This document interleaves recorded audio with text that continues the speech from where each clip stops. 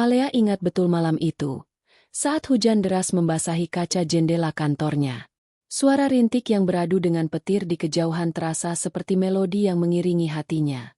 Ia berdiri di sana, di lantai tertinggi gedung pencakar langit yang menjulang di pusat kota, memandang lanskap Jakarta yang berkelip bak ribuan bintang. Alea tersenyum. Bukan senyum puas, melainkan senyum yang meluap-luap dari rasa syukur.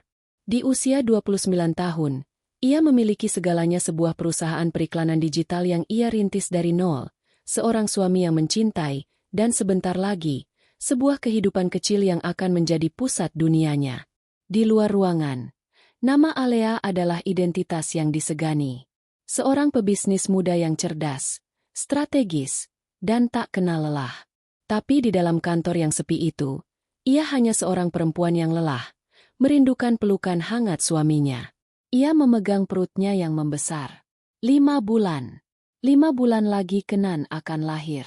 Nama itu, Kenan, adalah pilihan yang disepakati olehnya dan Bram. Nama itu terasa pas, membawa nuansa damai dan janji untuk masa depan yang lebih cerah. Bram, suaminya, adalah seorang arsitek sukses dengan senyum yang menawan dan mata yang selalu memancarkan kehangatan. Mereka bertemu di sebuah acara amal 3 tahun lalu, dan cinta bersemi dengan cepat, intens, seolah memang takdir yang mempertemukan mereka. Bram adalah pendukung terbesarnya. Di saat Alea lelah dan hampir menyerah, Bram selalu ada di sana, meyakinkannya bahwa ia mampu. Pria itu adalah jangkar dalam hidupnya, sosok yang membuatnya merasa aman. Alea selalu membayangkan mereka berdua akan membangun rumah impian mereka di pinggir danau, membesarkan Kenan, dan menua bersama dalam damai. Sebuah ketukan pelan menginterupsi lamunannya. Pintu terbuka dan muncul sosok Dina, sahabatnya sejak kuliah.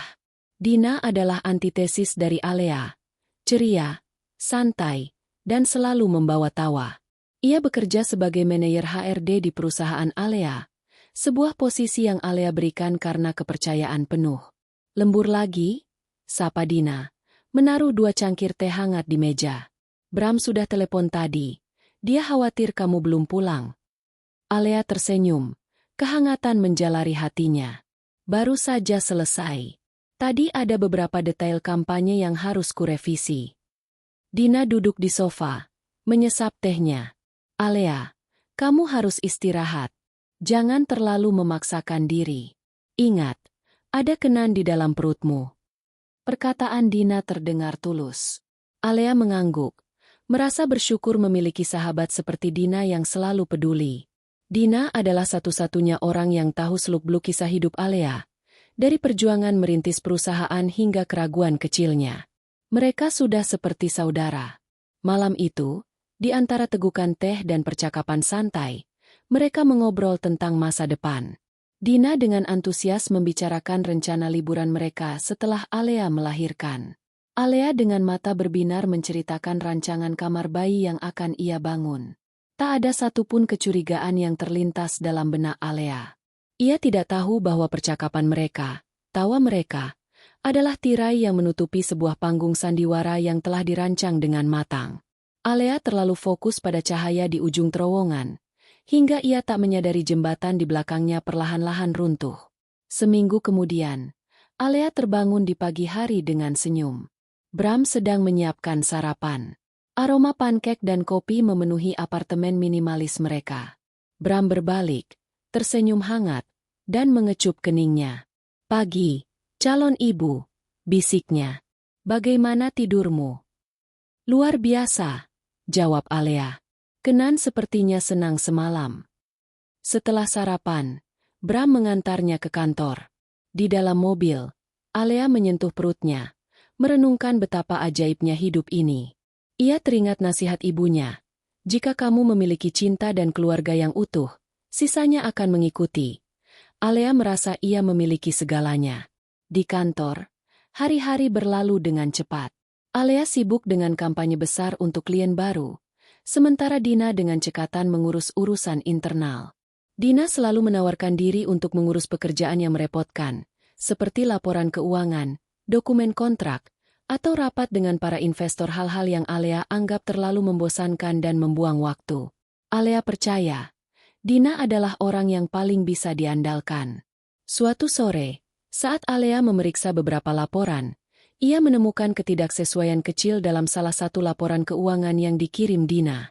Jumlahnya tidak signifikan, hanya beberapa ratus ribu. Alea berasumsi itu hanyalah kesalahan ketik. Ia tidak menyadarinya bahwa itu adalah tetesan pertama dari kebocoran yang akan menenggelamkan perusahaannya. Alea tidak tahu bahwa Bram dan Dina, di belakang layar, sedang bekerja sama. Bram yang memiliki keahlian dalam membaca skema bisnis, dan Dina yang memiliki akses penuh ke sistem perusahaan. Mereka memanfaatkan kehamilan Alea, saat wanita itu mulai sering kelelahan dan sulit fokus, untuk memanipulasi data dan menggelapkan dana secara perlahan, sistematis, dan rapi. Di rumah, Bram menjadi lebih posesif dan protektif. Ia sering melarang Alea pulang terlambat, beralasan khawatir pada kondisi Alea dan Kenan. Alea merasa tersentuh. Ia tidak tahu bahwa itu adalah cara Bram memastikan Alea tidak memiliki waktu luang untuk memeriksa detail pekerjaan dan laporan. Cinta yang Alea rasakan dari Bram adalah topeng yang sempurna. Di sisi lain, Dina menjadi lebih sering menghabiskan waktu di rumah Bram dan Alea, terutama saat Alea pergi ke dokter atau bertemu klien. Ia mengklaim hanya ingin membantu Bram mengurus rumah dan menyiapkan makanan sehat untuk Alea. Alea melihat itu sebagai kebaikan hati. Ia tidak tahu bahwa saat ia tidak ada, Dina dan Bram sibuk berdiskusi tentang strategi mereka, memilah dokumen, dan merencanakan langkah selanjutnya. Ada sebuah momen yang seharusnya menjadi peringatan bagi Alea, tetapi ia terlalu buta oleh kebahagiaan. Suatu malam, ia pulang lebih cepat karena mual. Ia menemukan Dina dan Bram duduk di sofa, dalam jarak yang terlalu dekat, dan Bram memegang tangan Dina. Keduanya tampak terkejut. Bram buru-buru melepaskan tangan Dina dan menjelaskan bahwa ia hanya menenangkan Dina yang sedang sedih karena masalah keluarga. Dina mengiyakan, matanya berkaca-kaca. Alea, yang merasa bersalah karena telah menginterupsi, meminta maaf dan segera masuk ke kamar. Di dalam kamar, ia duduk di pinggir ranjang, memikirkan kejadian itu. Ada sedikit keraguan di hatinya, tetapi ia segera menepisnya. Tidak mungkin. Dina adalah sahabatnya. Bram adalah suaminya. Kedua orang yang paling ia cintai tidak mungkin mengkhianatinya. Alea memutuskan untuk mempercayai penjelasan mereka. Ia tidak tahu bahwa ia baru saja menyaksikan sebuah cuplikan singkat dari akhir kisah indahnya. Beberapa hari sebelum hari pengkhianatan terungkap, Alea merasa instingnya berbisik bahwa ada sesuatu yang tidak beres. Bram semakin sering pulang larut, dan saat ditanya, ia akan menjawab dengan nada dingin yang tidak pernah Alea kenal. Teleponnya dikunci dengan password baru. Dina juga menjadi lebih menjaga jarak. Mereka berdua seperti memiliki rahasia yang tidak bisa Alea sentuh. Alea, dengan perut yang semakin membesar dan pikiran yang dipenuhi kecemasan, memutuskan untuk mencari tahu. Ia tidak pernah berpikir ia akan harus melakukan ini, tetapi ia perlu menenangkan hati dan pikirannya sebelum Kenan lahir. Ia menunggu saat Bram tertidur lelap, mengambil ponselnya, dan mencoba memasukkan password yang berbeda. Tidak ada yang berhasil. Sampai ia mencoba tanggal ulang tahunnya. Pintu ke dunia rahasia Bram terbuka. Alea membaca setiap pesan, melihat setiap foto, dan hatinya hancur berkeping-keping. Ternyata, kecurigaannya benar. Pengkhianatan itu bukan hanya sebuah perselingkuhan fisik, melainkan sebuah konspirasi yang jauh lebih kejam. Pesan-pesan antara Bram dan Dina penuh dengan rencana bisnis, laporan keuangan, dan kata-kata yang menjijikan. Mereka tidak hanya mengkhianati cinta, tetapi juga kepercayaan dan persahabatan. Alea menutup ponsel itu. Tangannya gemetar. Tangannya menyentuh perutnya. Air mata mengalir. Ia merasa seperti dunia yang ia bangun dengan susah payah telah hancur dalam sekejap mata. Senyuman Bram, pelukan Dina semuanya kini terasa seperti topeng yang menutupi wajah iblis. Malam itu, ia tidak tidur. Ia hanya duduk di ranjang, memandang wajah Bram yang tampak damai saat tidur. Alea tidak tahu harus merasakan apa. Kesedihan yang membakar, kemarahan yang membekukan, atau kekecewaan yang membuat jiwanya terasa mati. Ia hanya tahu satu hal, Hidupnya yang sempurna telah berakhir. Babak baru, yang gelap dan penuh duri, baru saja dimulai. Babak di mana Alea, untuk pertama kalinya, harus berjuang sendirian. Babak di mana ia harus bangkit, bukan dengan air mata, tetapi dengan strategi yang dingin dan mematikan. Babak di mana ia akan membuat mereka menyesal, selamanya. Baik, saya mengerti. Mohon maaf atas kesalahannya. Jika kamu ingin alurnya dipisahkan, kita bisa memperbaikinya. Sejak insiden Bram yang terlihat terlalu dekat dengan Dina, sebuah keraguan kecil tumbuh di hati Alea, layaknya gulma yang perlahan menjalar. Alea berusaha mengabaikannya, meyakinkan dirinya bahwa itu hanya kecemburuan ibu hamil yang tidak berdasar. Tapi, perilaku Bram dan Dina semakin sulit diabaikan. Bram mulai sering pulang larut malam, jauh setelah kantor tutup.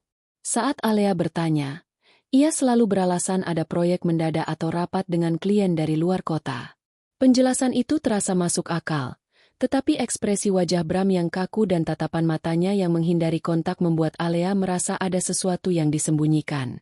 Kehangatan yang dulu selalu terpancar dari mata Bram kini digantikan oleh jarak yang dingin. Pada saat yang sama, Dina juga berubah. Sahabatnya yang dulu selalu ceria dan terbuka kini tampak lebih tertutup. Ia sering menerima telepon di luar ruangan Alea, berbicara dengan suara pelan dan mematikan panggilan saat Alea mendekat. Alea mencoba mengajaknya mengobrol santai, tetapi Dina selalu beralasan sibuk atau lelah. Alea merasa seperti ada tembok yang baru saja dibangun di antara mereka. Tembok yang terbuat dari rahasia. Suatu sore, Alea memutuskan untuk memeriksa laporan keuangan yang diurus oleh Dina. Ia tahu Dina adalah orang yang sangat teliti, jadi ia hanya ingin mengecek beberapa angka saja. Namun, Alea menemukan ada beberapa transaksi mencurigakan dengan nominal kecil yang tidak terdata dalam laporan induk. Transaksi itu mengarah ke sebuah perusahaan yang tidak dikenal. Alea bertanya kepada Dina tentang hal ini, dan Dina menjawab dengan cepat bahwa itu adalah biaya operasional perusahaan cabang yang baru. Penjelasan itu terdengar masuk akal, tetapi Alea merasa ada sesuatu yang janggal. Pada satu kesempatan, Bram dan Alea makan malam di sebuah restoran. Telepon Bram berdering, dan ia segera beranjak dari meja untuk menjawabnya. Alea bisa melihat Bram berbisik dengan nada tergesa-gesa. Beberapa menit kemudian, Bram kembali dan mengatakan bahwa itu dari klien. Namun, Alea menyadari bahwa wajah Bram terlihat pucat dan gugup. Semua kejanggalan itu menumpuk di pikiran Alea. Ketidakcocokan dalam laporan, sikap Bram yang tertutup, dan rahasia yang disimpan Dina. Setiap kali ia berusaha bertanya, baik Bram maupun Dina akan mengalihkan pembicaraan atau mengakhiri percakapan dengan alasan yang terkesan dibuat-buat.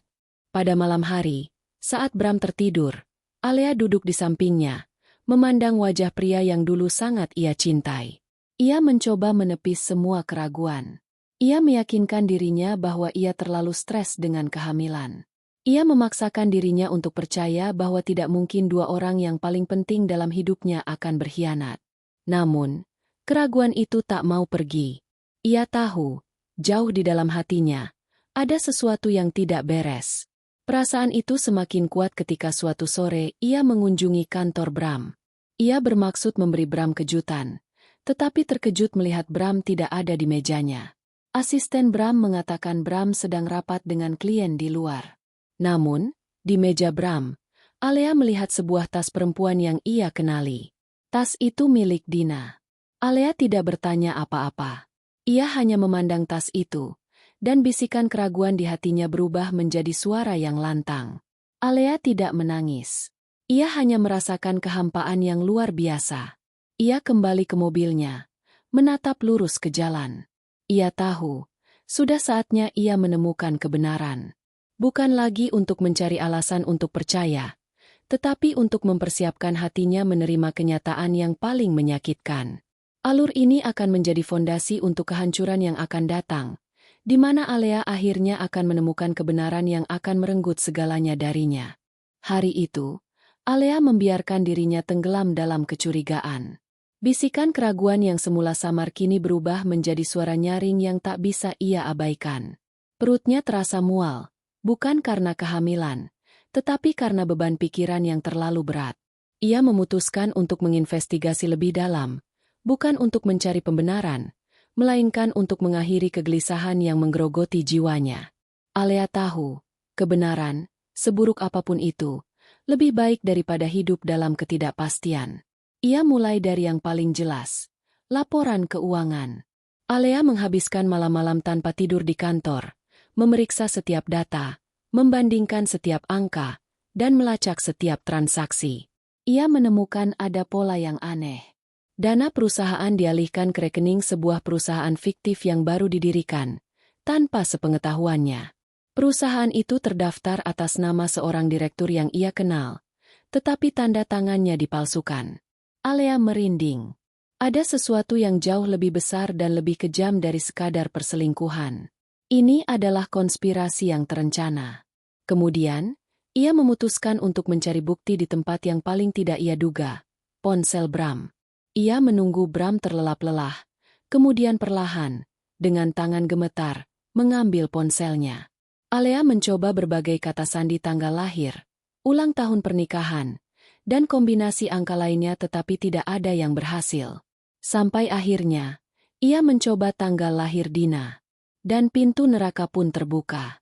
Di dalam, Alea menemukan semua yang ia butuhkan untuk menghancurkan hatinya.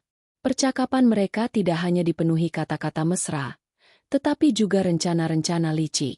Ada percakapan tentang bagaimana mereka harus mengurus Alea, bagaimana mereka harus mengambil alih perusahaan, dan bagaimana Bram harus berakting sebagai suami yang baik agar Alea tidak curiga. Alea membaca setiap pesan, setiap foto, setiap video. Setiap kata terasa seperti sayatan pisau di hatinya. Ia melihat Bram dan Dina tertawa, merayakan keberhasilan mereka di balik punggungnya. Cinta yang ia percayai, persahabatan yang ia rawat, semua adalah topeng yang sempurna. Alea tidak menangis. Air matanya seolah membeku di dalam. Ia hanya merasakan kehampaan yang luar biasa, seolah jiwanya telah ditarik keluar dari tubuhnya. Ia mencetak semua bukti itu, memindahkannya ke sebuah flash disk kecil, lalu meletakkan ponsel Bram kembali ke tempatnya seolah tidak terjadi apa-apa. Ia tidak ingin Bram dan Dina tahu bahwa ia sudah tahu. Ia ingin melihat wajah mereka saat kebohongan mereka terbongkar. Keesokan paginya, Alea bangun dengan perasaan yang campur aduk. Ia memasak sarapan seperti biasa, tetapi gerakannya mekanis. Bram duduk di meja makan, membaca koran dengan santai. Ia tersenyum pada Alea. Senyum yang kini terlihat begitu menjijikan bagi Alea. "Pagi, sayang," sapa Bram. "Kamu terlihat pucat. Apa kamu tidur nyenyak?" Alea hanya mengangguk, tidak mampu berkata-kata. Ia ingin berteriak, mengonfrontasinya. Tapi ia tahu ini bukan waktu yang tepat. Ia ingin menghancurkan mereka di hadapan mereka. Setelah Bram pergi, Alea mengirim pesan singkat kepada Dina, mengajaknya makan siang di restoran favorit mereka. Ia ingin mengonfrontasi mereka di tempat umum, di mana mereka tidak bisa melarikan diri dan bersembunyi. Di restoran itu, Alea tiba lebih dulu. Ia memilih meja di sudut, di mana ia bisa melihat dengan jelas. Tak lama kemudian, Dina datang, senyumnya cerah seperti biasa. Alea menatapnya, mencari jejak penyesalan, tetapi tidak ada apa-apa. "Maaf, ya, aku telat," kata Dina. "Tadi ada urusan mendadak." Alea tidak menjawab. Ia hanya menatap Dina dengan mata dingin. Dina menyadari ada yang tidak beres. Senyumnya memudar. "Ada apa, Al?" tanyanya. Suaranya terdengar cemas. Saat itu, Bram tiba. Ia duduk di samping Dina, membelai punggung Dina dengan lembut. Sebuah tindakan yang membuat darah Alea mendidih. Alea meletakkan flash disk di atas meja. Bram dan Dina saling pandang, bingung. "Mungkin kalian bisa menjelaskan ini," kata Alea. Suaranya tenang, tetapi penuh ancaman. Bram mengambil flash disk itu dan menyadari isinya. Ekspresinya berubah. Dari bingung, menjadi marah, dan kemudian kembali ke ekspresi dingin dan tanpa emosi yang sama seperti saat ia pertama kali mengakui perselingkuhan. "Jadi, kamu tahu," kata Bram. Suaranya tenang, dingin. Kenapa kamu tidak langsung saja berteriak seperti wanita gila? Kamu membuang-buang waktu. Kata-kata Bram membuat hati Alea hancur berkeping-keping. Pria yang ia cintai ternyata tidak pernah mencintainya. Ia hanya melihatnya sebagai sebuah aset yang bisa dimanipulasi dan dibuang. Kalian tidak merasa bersalah sama sekali, bisik Alea. Air mata akhirnya mengalir di pipinya. Dina menatap Alea. Tatapannya penuh kebencian. Kenapa harus? Kami hanya mengambil apa yang pantas kami dapatkan. Kamu terlalu naif, Alea. Dunia ini bukan tentang kebaikan. Ini tentang siapa yang paling pintar dan paling kejam. Alea menatap mereka berdua, bergantian. Bram, yang seharusnya menjadi pelindungnya, kini menjadi musuh terbesarnya. Dan Dina, yang seharusnya menjadi bahu untuknya bersandar, ternyata adalah dalang di balik semua kehancurannya. Ia tidak hanya kehilangan suami, tetapi juga sahabatnya. Dua orang yang paling ia percaya di dunia ini. Dan perusahaan kita? Tanya Alea. Air matanya tak terbendung. Bram tersenyum sinis. Perusahaan kita? Perusahaan itu sekarang milikku. Kamu terlalu sibuk dengan bayimu sehingga tidak melihat apa yang terjadi. Semua saham sudah dipindahkan. Alea. Sekarang kamu tidak punya apa-apa. Alea merasa seolah ia sedang berada di dalam mimpi buruk yang paling mengerikan. Ia tidak hanya kehilangan suaminya, tetapi juga impian dan kerja kerasnya. Perusahaan yang ia bangun dengan darah dan keringat, kini telah direbut oleh mereka. Ia merasakan sakit yang begitu dalam, rasa sakit yang lebih parah dari apapun yang pernah ia rasakan. Ia bangkit dari kursinya, meninggalkan mereka berdua yang sibuk merayakan kemenangan mereka. Alea berjalan keluar dari restoran, meninggalkan masa lalu yang pahit di belakangnya. Hujan mulai turun, membasahi wajahnya, menyamarkan air matanya yang terus mengalir. Ia berjalan tanpa tujuan, otaknya kosong, hatinya mati rasa. Ia hanya ingin menghilang, pergi ke suatu tempat di mana tidak ada rasa sakit. Ia ingin memeluk Kenan. Tapi Kenan sudah tidak ada. Tiba-tiba, ia merasakan sakit yang luar biasa di perutnya. Ia ambruk ke tanah. Rasa sakit itu begitu kuat hingga ia tidak bisa bernapas. Seseorang memanggil ambulans, dan kegelapan menelannya. Alea tidak tahu bahwa rasa sakit yang ia rasakan bukanlah hanya rasa sakit fisik, tetapi juga rasa sakit yang akan merenggut hal terakhir yang ia miliki, harapan. Ia terbangun di sebuah ruangan putih yang dingin. Aroma antiseptik memenuhi udara. Di sisinya, ada seorang perawat yang menatapnya dengan tatapan sedih. Alea menyentuh perutnya. Kosong. Ia menyadari semuanya. Kenan pergi. Bayinya. Alea tidak bisa berteriak, tidak bisa menangis. Ia hanya menatap kosong ke langit-langit. Rasa sakit di hatinya terlalu besar untuk diungkapkan dengan kata-kata.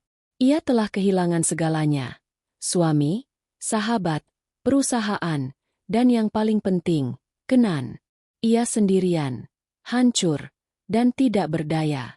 Ia merasakan kemarahan yang membakar.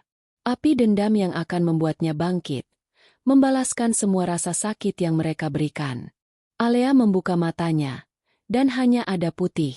Putih dinding, putih sprei, putih keheningan yang menyelimuti. Aroma antiseptik menusuk hidungnya. Sebuah pengingat brutal bahwa ia berada di rumah sakit. Sebuah kabut tebal menyelimuti ingatannya. Ada rasa sakit yang luar biasa di perutnya.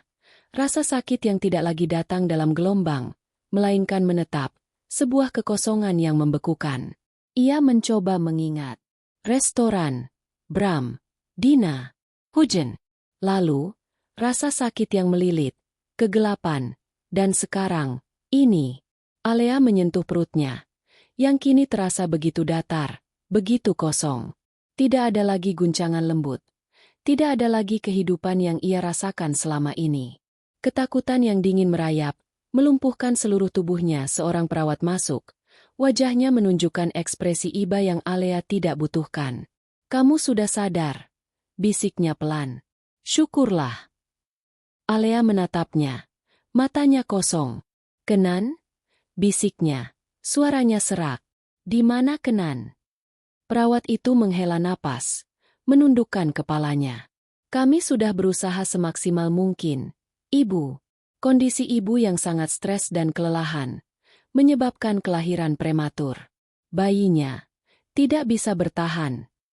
Kalimat itu, meskipun diucapkan dengan lembut, terasa seperti palu godam yang menghantam dadanya. Alea merasa seolah dunia yang ia kenal baru saja berhenti berputar. Bukan hanya berhenti, tetapi runtuh menjadi debu. Perusahaan, Bram, Dina, semua itu bisa ia lawan. Tapi Kenan? Kenan adalah satu-satunya alasan ia bertahan. Satu-satunya cahaya di tengah kegelapan yang mereka ciptakan. Dan kini, cahaya itu padam. Ia tidak menangis. Alea merasa seolah semua air matanya sudah habis dihabiskan untuk menangisi pengkhianatan Bram dan Dina. Tubuhnya kosong, jiwanya kosong.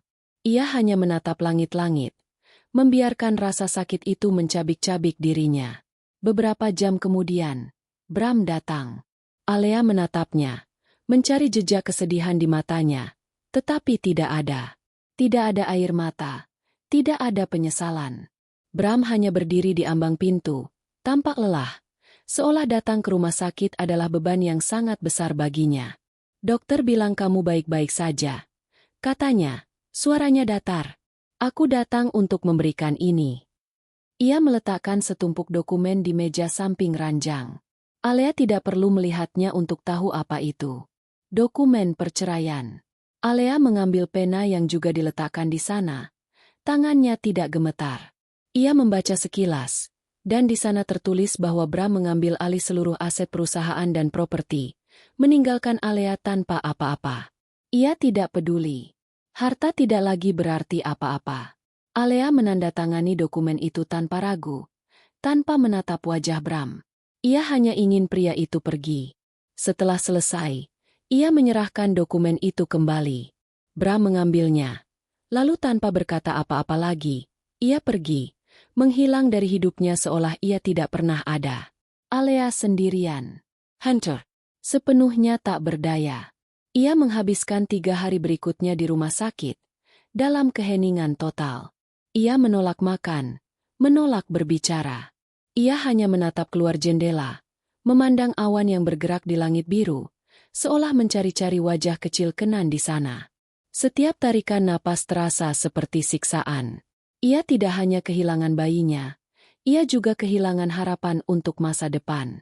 Setelah keluar dari rumah sakit, ia kembali ke apartemen mereka. Namun, apartemen itu terasa asing. Semua barang-barang Bram sudah hilang. Hanya sisa-sisa milik Alea yang tertinggal. Di meja, ada surat cerai yang sudah ditandatangani dan beberapa dokumen dari pengacara. Ia bukan lagi pemilik perusahaan yang ia bangun. Ia tidak lagi memiliki rumah. Ia kehilangan segalanya, dalam sekejap mata. Alea menghabiskan minggu-minggu berikutnya di apartemen yang kosong. Ia tidak makan, tidak mandi. Ia hanya duduk di ranjang, memandang keluar jendela, membiarkan dunia berlalu. Ia melihat tetangga berjalan dengan anak-anak mereka, mendengar tawa keluarga lain di kejauhan. Setiap suara, setiap pemandangan, terasa seperti belati yang menusuk. Terkadang, ia mencoba mengingat wajah Kenan. Tetapi wajahnya begitu kecil, begitu rapuh. Ia takut jika ia berusaha terlalu keras, ia akan melupakannya. Air mata akhirnya mengalir lagi. Kali ini, ia menangis untuk Kenan. Untuk mimpi yang takkan pernah terwujud. Untuk lagu pengantar tidur yang takkan pernah ia nyanyikan. Untuk pelukan yang takkan pernah ia berikan. Ia menangis hingga kelelahan, hingga tubuhnya terasa begitu ringan, seolah ia bisa melayang ke udara dan menghilang. Suatu sore, saat matahari terbenam, cahaya keemasan menyinari kamarnya. Alea melihat sebuah foto di meja samping ranjang, foto yang ia ambil saat ia baru 5 bulan mengandung. Ia menyentuh perutnya yang membesar di foto itu. Sebuah senyum kebahagiaan terpancar di wajahnya. Alea menatap foto itu, dan sesuatu di dalam dirinya bergeser. Kemarahan. Ia mengingat Bram yang tanpa penyesalan, Dina yang kejam. Mereka tidak hanya merampas hartanya, tetapi mereka juga merenggut nyawa Kenan, buah hatinya. Rasa sakit yang ia rasakan tidak ada apa-apanya dibandingkan dengan kemarahan yang kini membakar di dalam dirinya. Alea tidak akan membiarkan mereka lolos begitu saja. Ia tidak akan membiarkan mereka hidup bahagia di atas penderitaannya. Alea bangkit dari ranjang. Untuk pertama kalinya dalam beberapa minggu, ia berjalan ke kamar mandi, menatap pantulan dirinya di cermin. Wanita yang ia lihat di sana tampak seperti hantu, pucat dan kurus, dengan mata merah bengkak. Tetapi di balik penampilan yang rapuh itu, ada tekad baja yang membara. Ia membasuh wajahnya, menyikat giginya. Ia berganti pakaian, memilih pakaian yang paling rapi yang ia miliki. Ia tidak akan lagi menjadi korban. Ia akan bangkit, bukan dengan air mata, tetapi dengan strategi yang akan membuat mereka merasakan kehancuran yang sama, bahkan lebih parah. Ini bukan lagi tentang cinta atau harta. Ini tentang membalas dendam. Untuk dirinya. Dan yang paling penting, untuk Kenan. Alea meninggalkan apartemennya. Tidak pernah menoleh ke belakang. Di luar, langit mulai gelap. Di dalam dirinya, kegelapan yang baru saja lahir. Kegelapan yang akan menjadi senjata paling mematikan yang ia miliki. Babak baru telah dimulai. Babak di mana ia akan bangkit dari abu kehancuran. Bukan untuk membangun kembali, tetapi untuk menghancurkan. Alea meninggalkan apartemen yang dulu ia sebut rumah. Kunci yang terasa dingin dalam genggamannya. Di depan gedung, ia berhenti sejenak. Ia melihat ke atas, ke jendela apartemen mereka yang kini tampak gelap. Entah siapa yang akan menghuni tempat itu sekarang, tapi yang jelas, bukan dirinya lagi. Alea yang dulu telah mati di dalam sana. Tanpa tujuan, ia berjalan menyusuri jalanan kota. Malam telah tiba, dan lampu-lampu jalan mulai menyala, menerangi jejaknya yang tak tahu arah. Ia menyadari ia tidak punya tempat untuk pergi. Ia tidak memiliki uang, tidak ada kartu kredit, dan tidak ada siapapun untuk dihubungi. Semua orang yang ia kenal adalah bagian dari jaringan bisnisnya, dan sekarang ia sudah terputus dari dunia itu. Sahabat terdekatnya telah mengkhianatinya, dan suaminya adalah musuh terbesarnya. Alea sendirian. Ia menemukan sebuah bangku kosong di taman kota dan duduk di sana. Dinginnya angin malam menusuk kulitnya, tetapi ia tidak merasakannya. Ia hanya merasakan kehampaan yang luar biasa di dalam dirinya. Semua yang ia bangun, semua yang ia perjuangkan, telah hilang dalam sekejap mata. Selama beberapa hari berikutnya, Alea hidup seperti seorang tunawisma. Ia tidur di bangku taman, di stasiun bus, atau dimanapun ia bisa menemukan tempat yang aman. Ia makan dari sisa-sisa makanan yang ditemukan di tempat sampah, atau diberikan oleh orang-orang yang berbaik hati. Tubuhnya kurus, wajahnya pucat, dan matanya cekung, dipenuhi kesedihan yang tak terkatakan. Ia adalah hantu dari dirinya yang dulu, sebuah cangkang kosong yang bergerak tanpa tujuan. Pada satu titik, ia mencoba menelepon Dina. Bukan untuk marah atau meminta maaf, tetapi hanya untuk bertanya, mengapa? Namun, nomornya sudah diblokir. Ia mencoba menelepon beberapa teman bisnisnya yang dulu ia anggap dekat, tetapi mereka semua menolak panggilannya. Mereka tahu tentang skandal itu.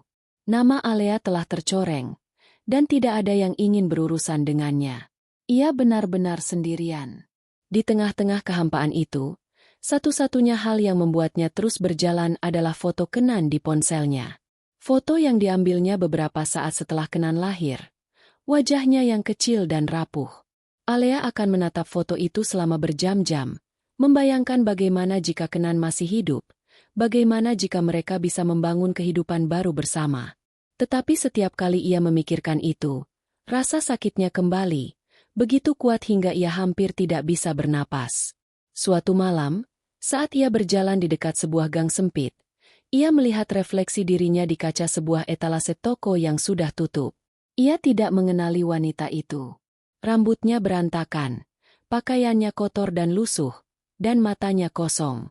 Ia melihat dirinya dan menyadari betapa jauh ia telah jatuh. Ia telah kehilangan segalanya, dan yang terburuk, ia hampir kehilangan dirinya sendiri. Tiba-tiba, ia teringat sebuah percakapan dengan ibunya bertahun-tahun yang lalu. Saat itu, Alea baru saja kehilangan pekerjaan pertamanya dan merasa putus asa. Ibunya berkata, "Jatuh itu wajar, Alea. Tapi jangan biarkan dirimu terlalu lama di bawah. Bangkitlah. Kamu punya kekuatan yang lebih besar dari yang kamu pikirkan." Kata-kata itu, yang dulunya terasa hampa, kini terasa seperti sebuah bisikan dari surga. Alea menatap pantulan dirinya, dan untuk pertama kalinya dalam beberapa minggu, ia melihat sesuatu di matanya. Bukan kesedihan, bukan keputusasaan, tetapi kemarahan yang membara. Kemarahan itu adalah bahan bakar yang ia butuhkan untuk bangkit. Ia tidak akan membiarkan dirinya menjadi korban selamanya. Ia tidak akan membiarkan Bram dan Dina memenangkan pertarungan ini.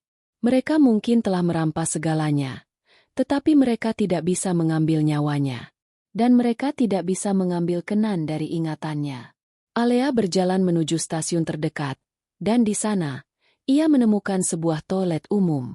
Ia membersihkan dirinya sebisanya, membasuh wajahnya, dan menata rambutnya. Ia tahu ia tidak bisa melawan mereka dengan kekerasan, karena mereka memiliki kekuasaan dan uang. Ia harus menggunakan otaknya, menggunakan strategi. Ia harus lebih cerdas, lebih licik, dan lebih kejam dari mereka. Ia menghabiskan sisa malam itu duduk di stasiun, memikirkan rencana. Ia mengingat setiap detail kecil yang ia ketahui tentang Bram dan Dina, kelemahan mereka, ambisi mereka, dan rahasia-rahasia mereka. Ia tahu Bram adalah seorang narsisis yang haus akan pujian dan Dina adalah seorang yang sangat ambisius yang rela melakukan apa saja untuk mendapatkan apa yang ia inginkan. Ia tahu, kejatuhan mereka tidak akan datang dari luar, tetapi dari dalam. Pagi itu, saat matahari terbit, Alea merasa seperti dilahirkan kembali. Ia bukan lagi wanita yang lembut dan naif yang dulu, tetapi seorang wanita yang telah ditempa oleh api penderitaan. Ia akan mencari cara untuk mendapatkan uang, untuk mendapatkan koneksi, dan untuk mendapatkan semua yang ia butuhkan untuk menghancurkan mereka. Ia tidak tahu bagaimana, tetapi ia tahu ia akan berhasil. Ia meninggalkan stasiun, berjalan menuju pusat kota. Kali ini, langkahnya tidak lagi goyah. Ada tujuan di matanya, sebuah tekad yang membakar. Ia akan bangkit, bukan dengan tangisan, tetapi dengan strategi yang dingin dan mematikan. Ia akan membuat mereka menyesal, selamanya, atas apa yang mereka lakukan. Babak baru telah dimulai. Babak di mana Alea akan membalaskan semua rasa sakit yang mereka berikan. Dan ia tidak akan berhenti sampai mereka jatuh, sama seperti ia jatuh, ke dalam lorong yang gelap dan tanpa cahaya. Pagi itu, di tengah keramaian ibu kota yang mulai hidup, Alea berjalan dengan langkah pasti. Bukan langkah dari wanita yang putus asa, melainkan langkah dari seorang pejuang yang baru saja menemukan tujuannya. Ia tidak memiliki apapun, tidak ada uang di dompetnya, dan tidak ada tempat untuk dituju. Namun, di dalam hatinya, ia memiliki sesuatu yang lebih berharga, tekad yang membara. Ia tiba di sebuah kedai kopi kecil yang ramai. Aroma kopi yang pekat dan hangat memenuhi udara, membawa Alea kembali ke masa lalu, ke pagi-pagi yang bahagia saat ia dan Bram sering datang ke sana. Ia membuang kenangan itu jauh-jauh. Masa lalu tidak lagi penting. Yang penting adalah masa depan. Sebuah masa depan yang ia akan bangun sendiri, dari awal. Dengan sisa-sisa keberaniannya, Alea mendekati manajer kedai. Ia memohon pekerjaan, apapun itu.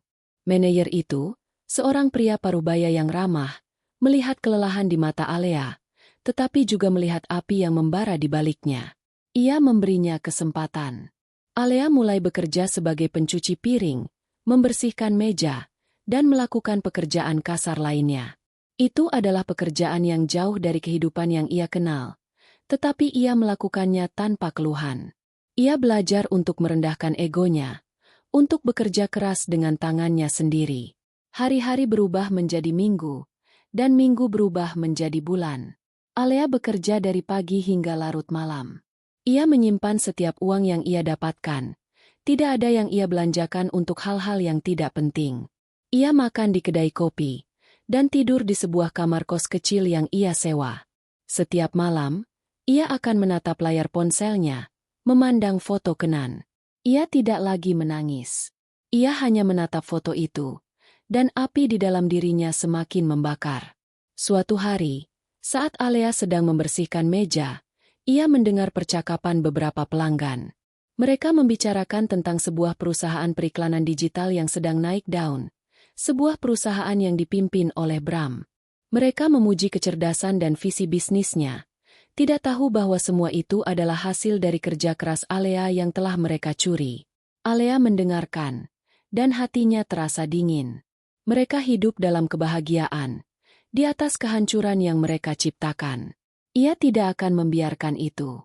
Malam itu, setelah pulang kerja, Alea duduk di depan laptop tua yang ia pinjam dari temannya. Ia mulai merencanakan. Ia tidak memiliki koneksi, tidak memiliki uang, dan tidak memiliki kekuasaan. Tetapi ia memiliki pengetahuan. Ia tahu bagaimana Bram dan Dina bekerja. Ia tahu kelemahan mereka, dan ia tahu celah-celah dalam sistem yang bisa ia gunakan untuk menjatuhkan mereka. Ia mulai merancang sebuah strategi balas dendam yang cerdas dan tersembunyi. Ia tidak akan menyerang mereka secara langsung. Ia akan menyerang mereka dari dalam. Ia akan menggunakan nama yang berbeda, menyamar sebagai seorang konsultan bisnis yang sukses. Ia akan mencari tahu investor-investor Bram dan Dina, menghubungi mereka, dan memberikan informasi-informasi yang salah tentang Bram dan Dina, informasi yang akan membuat mereka kehilangan kepercayaan. Langkah pertamanya adalah menghubungi Danu, seorang investor tua yang Alea kenal baik. Danu adalah orang yang cerdas dan berhati-hati. Ia tidak akan mudah percaya. Alea menyamar sebagai seorang manajer dari sebuah perusahaan saingan. Ia memberikan Danu beberapa dokumen yang menunjukkan kejanggalan dalam laporan keuangan Bram dan Dina, dokumen yang ia ambil dari flash disknya. Danu, yang memiliki firasat bahwa ada sesuatu yang tidak beres dengan Bram, mulai menyelidiki.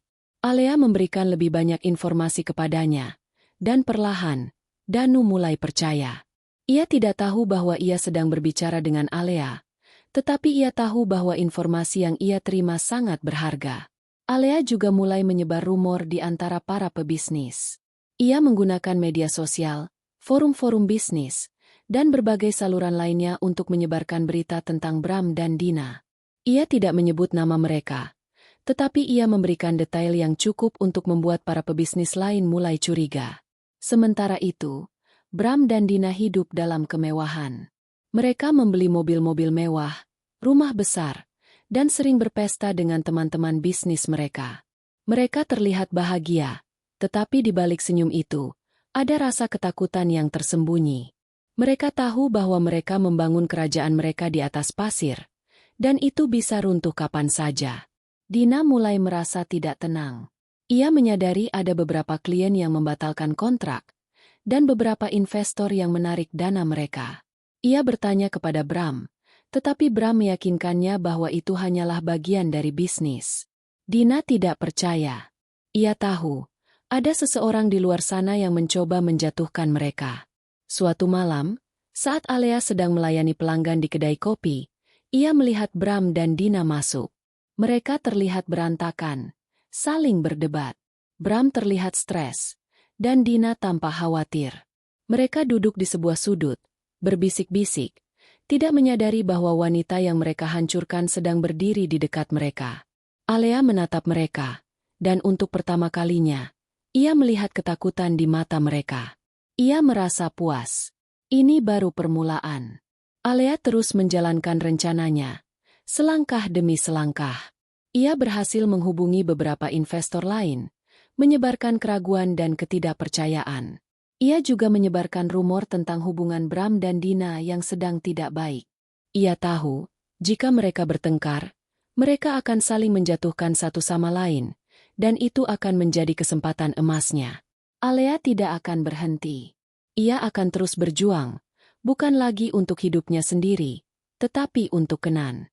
Ia akan membuat mereka membayar semua yang mereka lakukan. Ia akan membalas dendam, bukan dengan kekerasan, tetapi dengan kecerdasan yang akan membuat mereka menyesal selamanya. Ia akan bangkit dari abu kehancuran, dan akan menjadi wanita yang lebih kuat, lebih bijaksana, dan lebih kejam dari yang mereka bayangkan. Dan ia tidak akan berhenti sampai mereka jatuh. Sama seperti ia jatuh. Ini adalah sebuah janji. Dan Alea akan menepatinya. Setelah melihat Bram dan Dina di kedai kopi, sebuah kepuasan yang dingin merayap di hati Alea. Mereka tidak lagi terlihat sempurna. Ada kerutan khawatir di dahi Bram dan tatapan gelisah di mata Dina. Alea tahu, ia telah berhasil menanam benih kecurigaan. Tapi itu baru permulaan. Rencana balas dendam ini tidak bisa hanya mengandalkan gosip. Ia harus membangun sebuah jebakan yang rumit, yang akan menjerat mereka dengan tangan mereka sendiri. Alea menyadari, ia tidak bisa melawan mereka di arena yang sama. Ia tidak memiliki uang, koneksi, atau kekuasaan. Tapi ia memiliki sesuatu yang lebih berharga, otak dan pengetahuan yang mendalam tentang celah-celah hukum dan kelemahan Bram dan Dina. Alea tahu, Bram adalah seorang yang narsis dan haus pujian. Ia akan melakukan apa saja untuk mendapatkan pengakuan, bahkan jika itu berarti mengambil risiko besar. Dina, di sisi lain, sangat ambisius. Ia tidak akan peduli pada risiko, selama itu bisa membawanya lebih dekat ke puncak. Alea mulai dengan hal yang paling ia kuasai, menganalisis. Ia menghabiskan malam-malam di perpustakaan umum, membaca buku-buku tentang hukum bisnis, kasus-kasus penipuan, dan strategi perusahaan. Ia mencari tahu semua kasus hukum yang melibatkan Bram dan Dina. Ia menyadari, ada beberapa kasus kecil yang mereka tutupi saat mereka masih bersama. Ia mencatat semua detailnya. Langkah pertama Alea adalah membangun sebuah identitas baru. Ia menciptakan persona seorang konsultan bisnis anonim yang berbasis di Singapura. Ia menggunakan email dan nama samaran yang tidak akan bisa dilacak. Ia mulai menulis artikel-artikel tentang tren bisnis dan investasi di sebuah blog yang dibuatnya. Artikel-artikelnya cerdas dan informatif, dan perlahan, ia mulai mendapatkan pengikut. Ia membangun reputasi sebagai seorang ahli. Kemudian, ia mulai merencanakan cara untuk menjebak mereka. Ia tahu, untuk menjatuhkan mereka, ia harus membuat mereka bertarung satu sama lain. Ia tahu, Bram dan Dina akan saling menyalahkan jika ada masalah yang muncul. Alea akan menjadi katalisatornya. Ia berhasil mendapatkan informasi tentang sebuah proyek besar yang sedang dikerjakan oleh perusahaan Bram dan Dina. Sebuah proyek dengan nilai miliaran dolar. Proyek itu adalah impian Bram, sebuah proyek yang akan membuatnya dikenal sebagai seorang jenius di dunia bisnis. Alea tahu, ia harus menghancurkan proyek itu. Alea mulai mengumpulkan informasi dari berbagai sumber, termasuk dari mantan karyawan yang dipecat oleh Bram. Ia menemukan beberapa kelemahan dalam proposal proyek itu, termasuk data-data yang dipalsukan dan janji-janji yang tidak realistis. Ia juga menemukan bukti bahwa Bram dan Dina telah menggelapkan dana dari proyek lain untuk membiayai proyek ini. Alea tidak akan langsung membocorkan informasi ini ke publik. Ia akan menyampaikannya secara strategis, selangkah demi selangkah. Ia akan mengirimkan email anonim kepada para investor proyek itu, berisi dokumen-dokumen dan bukti-bukti kecil yang akan membuat mereka curiga. Ia akan memastikan bahwa tidak ada yang bisa melacaknya. Ia juga akan menggunakan media sosial. Ia akan membuat beberapa akun anonim, dan mulai menyebarkan rumor-rumor tentang Bram dan Dina. Ia akan menulis tentang bagaimana Bram adalah seorang yang narsis dan manipulatif, dan bagaimana Dina adalah seorang yang haus kekuasaan. Ia akan menulis tentang perselingkuhan mereka, tentang bagaimana mereka mengkhianati Alea. Ia tidak menyebut nama, tetapi ia memberikan detail yang cukup untuk membuat orang-orang yang mengenal mereka bisa menebak. Alea juga mulai merencanakan cara untuk memanipulasi Dina. Ia tahu, Dina memiliki kelemahan terbesar, ambisi. Alea akan membuat Dina percaya bahwa ia bisa mendapatkan lebih banyak jika ia bekerja sendiri, tanpa Bram. Ia akan mengirimkan pesan-pesan anonim kepada Dina, menanamkan benih kecurigaan bahwa Bram mencoba mengambil keuntungan dari semua kesuksesan Dina. Ia akan membuat Dina merasa tidak dihargai, tidak dianggap. Semua ini membutuhkan waktu dan kesabaran. Alea tidak bisa terburu-buru. Ia harus menunggu saat yang tepat untuk menyerang. Ia harus menunggu sampai Bram dan Dina merasa di atas angin, saat mereka merasa aman dan tidak menyadari bahaya yang mengintai. Ia akan membuat mereka jatuh, bukan dengan satu pukulan, tetapi dengan ribuan sayatan kecil yang akan membuat mereka berdarah perlahan, sampai akhirnya mereka tidak bisa berdiri lagi. Alea menghabiskan malam-malamnya di sebuah kafe kecil, dikelilingi oleh tumpukan buku dan laptopnya. Ia merancang diagram, membuat daftar target, dan menyiapkan skenario-skenario. Ia tidak lagi makan atau tidur secara teratur. Ia hanya fokus pada satu hal, balas dendam. Ia tidak lagi merasakan kelelahan atau kelaparan. Semua yang ia rasakan adalah tekad. Pada suatu malam, saat ia sedang menyelesaikan sebuah dokumen penting, ia melihat sepasang mata menatapnya. Itu adalah Bima, seorang mantan karyawannya yang dulu ia pecat karena sering tidak becus dalam pekerjaan. Bima menatapnya dengan heran. Alea memalingkan wajahnya. Ia tidak ingin Bima mengenalinya. Tapi Bima berjalan mendekat. "Alea?" bisiknya. Matanya membelalak. "Kamu, apa yang kamu lakukan di sini?" Alea tidak menjawab. Ia hanya menatapnya dengan tatapan dingin. Bima merasa bersalah. Ia tidak tahu apa yang harus ia lakukan. Alea, yang dulu adalah seorang bos yang disegani, kini duduk di sebuah kafe, dalam keadaan yang menyedihkan. Aku minta maaf," kata Bima. "Aku tidak tahu harus berbuat apa. Aku salah." Alea tidak percaya. Ia hanya menatapnya, tanpa ekspresi. Tapi Bima tidak menyerah. Ia duduk di seberang Alea, dan mulai menceritakan semua yang terjadi di perusahaan setelah Alea pergi.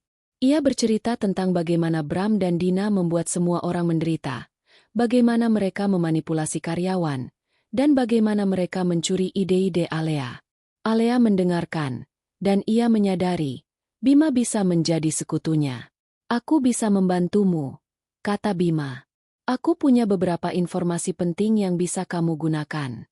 Aku ingin mereka membayar atas apa yang mereka lakukan." Alea menatapnya. Dan untuk pertama kalinya, ia tersenyum. Bukan senyum kebahagiaan, tetapi senyum yang penuh dengan rencana jahat. Ia tahu, ia tidak sendirian. Ia punya Bima, seorang yang juga ingin membalas dendam. Alea tahu, dengan bantuan Bima, ia bisa mempercepat rencana balas dendamnya. Ia kembali ke kosnya, dan untuk pertama kalinya dalam beberapa bulan, ia merasa ada harapan. Ia melihat foto Kenan, dan ia berbisik, "Tunggu aku, Nak. Mama akan membuat mereka membayar." Ia tahu, jalan yang ia tempuh akan sulit dan penuh rintangan, tetapi ia tidak akan menyerah. Ia akan bangkit dari abu kehancuran, dan akan menjadi wanita yang lebih kuat, lebih bijaksana, dan lebih kejam dari yang mereka bayangkan. Dan ia tidak akan berhenti sampai mereka jatuh. Ini adalah sebuah janji. Dan Alea akan menepatinya. Alea dan Bima duduk di sebuah warung kopi di pinggir jalan. Di antara aroma kopi dan suara kendaraan yang bising, mereka merancang strategi. Alea menatap Bima, dan ia melihat ketulusan di mata pria itu. Bima bukan lagi karyawan yang ceroboh, tetapi seorang pria yang telah menyaksikan kejahatan Bram dan Dina, dan ingin membalasnya. "Aku punya beberapa bukti tentang transaksi ilegal yang mereka lakukan saat kamu masih di rumah sakit," kata Bima, suaranya pelan. "Aku menyalinnya ke hard drive pribadiku. Aku tidak tahu apa yang harus kulakukan, jadi aku hanya menyimpannya." Alea merasakan jantungnya berdebar. Itu adalah kepingan teka-teki yang ia butuhkan. Bukti-bukti itu akan menjadi senjata paling mematikan yang ia miliki. Ia bisa menggunakannya untuk menjatuhkan Bram dan Dina di mata hukum, tetapi ia tidak ingin itu terjadi. Ia ingin mereka jatuh, bukan karena hukum, tetapi karena keserakahan mereka sendiri. Alea memutuskan untuk memulai serangan pertamanya dengan lambat dan tersembunyi. Ia tidak ingin mereka tahu bahwa ia kembali. Ia akan menjadi bayangan yang bergerak di belakang layar, memanipulasi setiap langkah mereka. Ia akan membuat mereka paranoid, saling curiga, dan akhirnya menghancurkan diri mereka sendiri. Langkah pertama adalah menjebak Dina. Alea tahu, Dina sangat ambisius. Ia akan melakukan apa saja untuk mendapatkan kekuasaan. Alea akan menggunakan itu sebagai senjatanya. Ia mengirimkan email anonim ke Dina, berpura-pura menjadi seorang investor yang tertarik untuk berinvestasi di perusahaannya. Tetapi ia memiliki beberapa pertanyaan tentang Bram. Email itu berbunyi, "Saya sangat tertarik untuk berinvestasi di perusahaan Anda, tetapi saya mendengar beberapa hal yang tidak menyenangkan tentang direktur Anda, Bram. Saya dengar dia sering membuat keputusan-keputusan yang buruk. Apa Anda yakin dia adalah orang yang tepat untuk memimpin perusahaan ini?" Email itu ditujukan langsung ke ego Dina. Dina, yang selalu merasa Bram tidak menghargainya, akan merasa bahwa ini adalah kesempatan emas untuk mendapatkan kekuasaan. Ia akan berpikir bahwa ia bisa memimpin perusahaan itu sendiri. Dina menjawab email itu, dan Alea mulai mengirimkan lebih banyak email. Ia menanamkan benih keraguan di hati Dina, membuatnya percaya bahwa Bram adalah penghalang terbesar dalam karirnya. Alea juga mengirimkan pesan-pesan yang memuji kecerdasan dan visi bisnis Dina, sebuah taktik yang akan membuat Dina merasa besar kepala. Di saat yang sama, Alea juga mulai menyerang Bram. Ia menggunakan informasi yang diberikan oleh Bima untuk membuat sebuah file anonim yang berisi bukti-bukti transaksi ilegal yang dilakukan Bram. Ia tidak mengirimkannya ke polisi, tetapi ke sebuah firma hukum yang terkenal dengan kasus-kasus penipuan. Firma hukum itu tidak akan bertindak tanpa bukti yang kuat, tetapi mereka akan mulai menyelidiki. Dan itu akan membuat Bram paranoid. Bram mulai merasa tidak tenang. Ia menyadari ada beberapa klien yang menarik diri, dan beberapa investor yang menunda investasi. Ia menyalahkan Dina atas hal itu, menuduhnya tidak becus dalam pekerjaannya. Dina, yang sudah termakan oleh email-email Alea, berbalik dan menyalahkan Bram, menuduhnya membuat keputusan-keputusan yang buruk. Pertarungan di antara mereka semakin memanas. Alea mendengarkan semuanya dari jauh. Bima, yang masih memiliki beberapa koneksi di perusahaan, memberitahukan Alea tentang semua pertengkaran mereka. Ia bercerita tentang bagaimana Bram dan Dina berteriak satu sama lain di kantor, bagaimana mereka saling menyalahkan, dan bagaimana mereka mulai memecah belah tim. Alea tahu, ini adalah saat yang tepat untuk menyerang. Ia mengirimkan email anonim ke Dina, berisikan sebuah tawaran. "Jika Anda bersedia mengkhianati Bram, saya akan menginvestasikan dana besar di perusahaan Anda. Saya percaya Anda bisa melakukan lebih baik tanpa dia." Dina, yang sudah putus asa dan lelah dengan pertengkaran mereka, menerima tawaran itu. Ia mulai mengumpulkan bukti-bukti tentang Bram, termasuk transaksi-transaksi gelap yang ia lakukan. Ia tidak tahu bahwa ia sedang bekerja sama dengan wanita yang ia hancurkan. Di sisi lain, Alea juga mengirimkan email anonim ke Bram, berisikan sebuah tawaran. "Jika Anda bersedia menyingkirkan Dina, saya akan memberikan bantuan finansial yang akan menyelamatkan perusahaan Anda. Saya percaya Anda bisa melakukan lebih baik tanpa dia." Bram, yang sudah lelah dengan pertengkaran mereka, menerima tawaran itu. Ia mulai mengumpulkan bukti-bukti tentang Dina, termasuk transaksi-transaksi yang ia lakukan di belakangnya. Ia tidak tahu bahwa ia sedang bekerja sama dengan wanita yang ia hancurkan. Alea tersenyum. Rencananya berhasil. Mereka berdua, yang dulu bekerja sama untuk menghancurkannya, kini berbalik melawan satu sama lain, masing-masing dengan tujuan untuk saling menjatuhkan. Alea tahu, ia tidak perlu melakukan apa-apa lagi. Mereka akan menghancurkan diri mereka sendiri. Alea kembali ke warung kopi, tempat di mana semuanya dimulai. Ia duduk, meminum kopi, dan menatap keluar jendela. Ia melihat Bram dan Dina, yang dulunya adalah pasangan yang sempurna, kini saling berdebat. Ia melihat mereka berdua, yang dulu memiliki segalanya, kini berada di ambang kehancuran. Alea tidak merasakan kepuasan yang luar biasa. Ia hanya merasakan kelegaan yang dingin. Ia tahu, ia akan mendapatkan keadilan untuk dirinya, dan untuk Kenan. Ini adalah babak di mana ia akan bangkit, bukan dengan air mata, tetapi dengan strategi yang dingin dan mematikan. Ia akan membalas dendam, bukan dengan kekerasan, tetapi dengan kecerdasan yang akan membuat mereka menyesal selamanya. Dan ia tidak akan berhenti sampai mereka jatuh, sama seperti ia jatuh. Ini adalah sebuah janji, dan Alea akan menepatinya. Pesta ulang tahun perusahaan yang ke-5 tahun seharusnya menjadi momen kejayaan bagi Bram dan Dina. Ruangan hotel bintang 5 itu dihiasi dengan lampu-lampu gemerlap, musik jazz mengalun, dan para pebisnis berjas mahal saling bertukar senyum. Tapi di mata Alea, yang mengamati dari kejauhan, acara itu terasa seperti sebuah perayaan kematian. Ia berdiri di balkon, mengenakan gaun sederhana yang ia sewa, sebuah sosok anonim di tengah keramaian. Alea telah memprediksi momen ini. Bram, yang haus akan pengakuan, pasti akan menggunakan momen ini untuk mengumumkan proyek terbarunya yang ia klaim akan mengubah industri. Dina, yang haus akan kekuasaan, akan mencoba untuk mengambil semua pujian. Alea telah menyiapkan jebakan terakhirnya. Saat Bram naik ke panggung, senyumnya tampak lebar dan percaya diri. Ia memulai pidatonya dengan memuji kecerdasan dan kerja kerasnya sendiri. Alea tersenyum dingin. Bram tidak tahu bahwa saat ia berbicara, sebuah email anonim telah dikirimkan ke semua investor dan media yang hadir. Email itu berisi bukti-bukti transaksi gelap yang ia lakukan, yang disiapkan oleh Dina.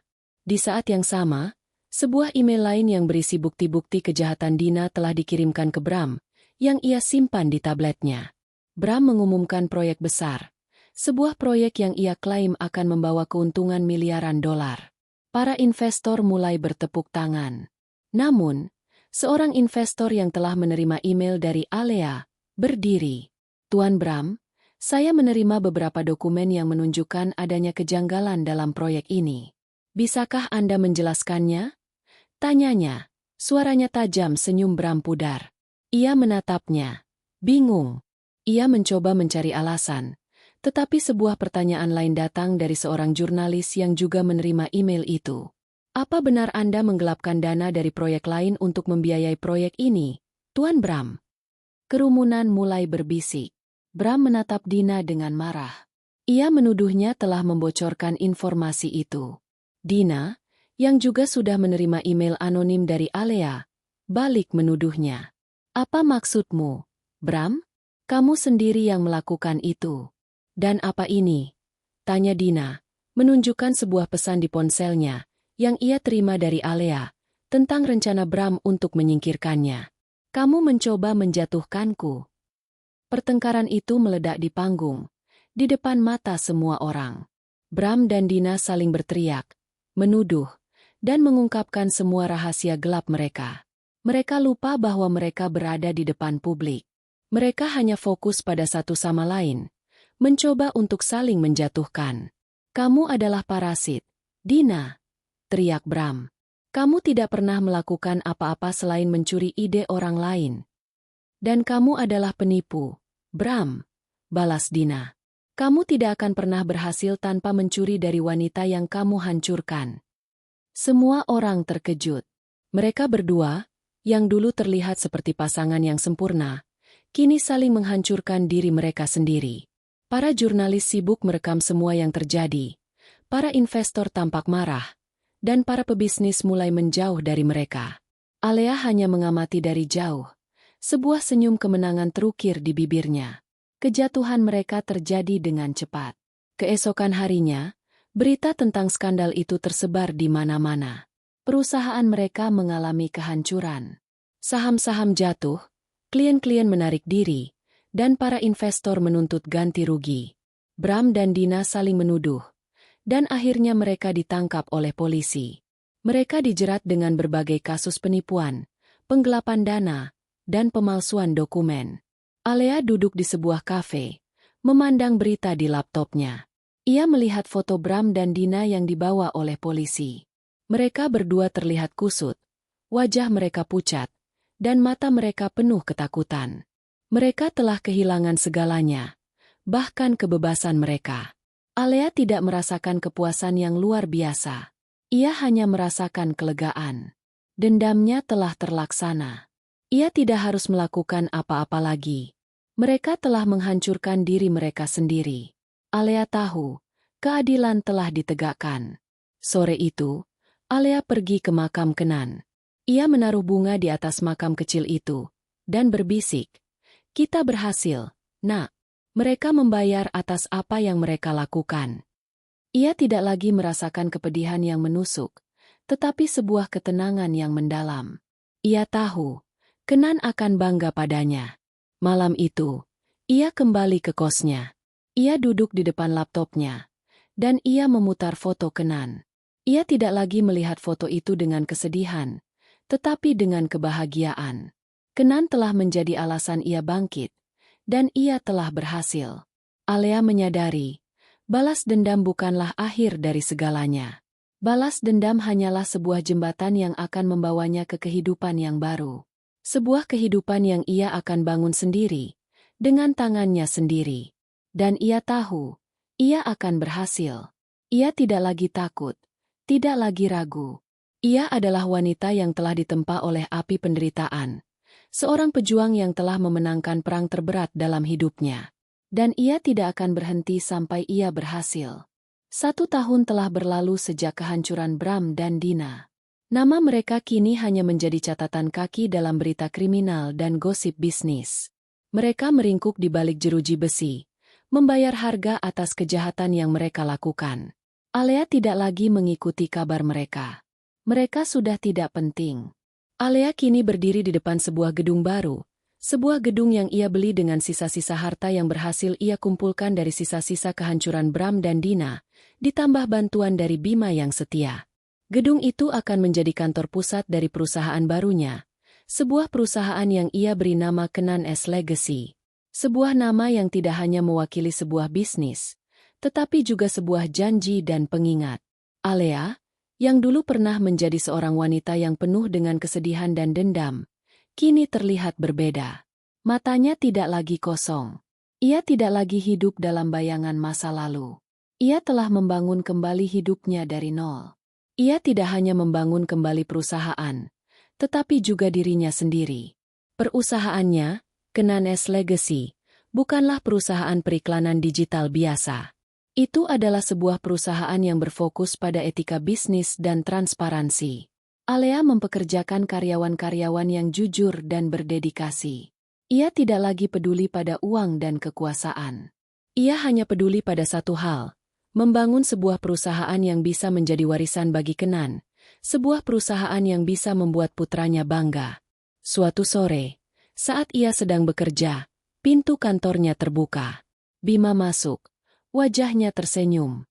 Bima, yang kini menjadi tangan kanannya, adalah satu-satunya orang yang tahu semua tentang masa lalu Alea. Ia adalah seorang pria yang setia, dan ia adalah satu-satunya teman yang Alea miliki. Alea, kata Bima, ada beberapa media yang ingin mewawancarai kamu. Mereka bilang, mereka ingin mendengar kisahmu. Mereka ingin tahu bagaimana seorang wanita bisa bangkit dari kehancuran dan membangun kembali hidupnya. Alea berpikir sejenak. Ia tidak pernah ingin mengungkapkan identitas aslinya. Ia hanya ingin menjadi seorang yang anonim. Tapi ia menyadari, ceritanya bisa menjadi inspirasi bagi orang lain. Ceritanya bisa menjadi sebuah pengingat bahwa kejahatan tidak akan pernah menang. Ia mengangguk. Aku siap, katanya. Wawancara itu berjalan dengan lancar. Alea menceritakan kisahnya, dari awal yang bahagia hingga kehancuran yang menyakitkan. Ia bercerita tentang pengkhianatan, kehilangan, dan dendam. Ia bercerita tentang bagaimana ia bangkit, bukan dengan air mata, tetapi dengan strategi yang dingin dan mematikan. Ia tidak menyembunyikan apapun. Wawancara itu disiarkan di seluruh negeri, dan Alea menjadi pahlawan bagi banyak orang. Para wanita mengiriminya surat, menceritakan kisah mereka sendiri, dan mencari inspirasi dari keberaniannya. Alea tersentuh. Ia tidak pernah berpikir bahwa ceritanya bisa membantu orang lain. Malam itu, setelah pulang ke apartemen barunya, sebuah apartemen yang lebih sederhana tetapi lebih hangat, Alea duduk di sofa. Ia memegang sebuah foto Kenan. Ia tidak menangis. Ia tersenyum. Ia tahu, Kenan akan bangga padanya. Ia telah membalaskan dendamnya. Ia telah mendapatkan keadilan. Dan ia telah membangun kembali hidupnya. Alea menyadari, balas dendam bukanlah akhir dari segalanya. Balas dendam hanyalah sebuah jembatan yang membawanya ke babak baru. Babak di mana ia bisa menemukan kedamaian, kebahagiaan, dan tujuan yang baru. Ia tidak lagi hidup dalam bayangan masa lalu. Ia hidup untuk masa depan. Beberapa bulan kemudian, Alea menerima sebuah surat dari Bram. Ia membukanya dan membacanya. Surat itu berisi permintaan maaf yang tulus, sebuah pengakuan bahwa ia telah melakukan kesalahan besar, dan sebuah harapan bahwa Alea bisa memaafkannya. Alea tidak merasakan apa-apa. Ia tidak marah, tidak sedih. Ia hanya merasakan kehampaan. Ia tahu, ia sudah memaafkannya, bukan karena Bram pantas mendapatkannya, tetapi karena ia pantas mendapatkan kedamaian. Alea merobek surat itu menjadi potongan-potongan kecil dan membuangnya. Ia tidak akan membiarkan masa lalu kembali menghantuinya. Tahun-tahun berlalu. Alea menjadi seorang wanita yang sukses, bahagia, dan dicintai. Ia tidak pernah menikah lagi. Ia tidak pernah melupakan Kenan. Kenan akan selalu menjadi bagian dari dirinya.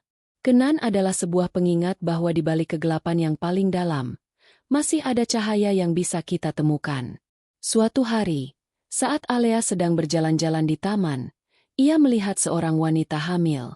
Alea tersenyum, dan ia merasa ada kebahagiaan yang mengalir di dalam dirinya. Ia tahu, ia telah menemukan kedamaian yang ia cari. Ia telah memenangkan perang terberat dalam hidupnya. Ia tidak akan pernah lagi menjadi korban. Ia akan selalu menjadi seorang pejuang. Alea terus berjalan, dengan senyum di wajahnya.